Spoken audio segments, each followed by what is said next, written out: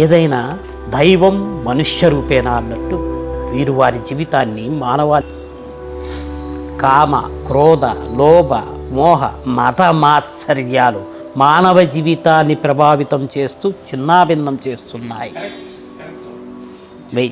1000 మందిని జయిస్తే బలవంతుడవుతాడు, 1,00,000 మందిని జయిస్తే పరాక్రమంతుడవుతాడు. కానీ అదే మనసును జయిస్తే మహాయోగి అవుతాడు. దానికి మార్గమే పిరమిడ్ ధ్యానం.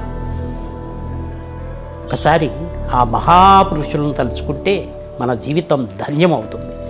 గాలిలో తేలే సాధు నగేంద్రనాథ్ చాతురి, స్వామి కేశలానంద, స్వామి ప్రణమానంద, స్వామి ప్రణవానంద, 2 శరీరాలున్న సాధువు మాస్టర్ మహాశయ పరమానంద, యోగానంద, శ్రీ శ్రీ స్వామి యుక్తేశ్వరగిరి, జగదీష్ చంద్రబోస్, రామ్ గోపాల్ ముజుందార్, కాశీ రవీంద్రనాథ్ ఠాగూర్, రమణ మహర్షి, పరమహంస యోగానంద, పతంజలి, పోతులూరి వీరబ్రహ్మేంద్ర స్వామి, సాయిబాబా, రామకృష్ణ పరమహంస, స్వామి వివేకానంద, వీళ్ళంతా క్రియాయోగమనే ధ్యాన స్థితిలో కొన్ని సంవత్సరాలు సంకల్ప దీక్షతో ధ్యానం చేసి తమ మేధస్సును ప్రపంచానికి అందించి మహాపురుషులయ్యారు.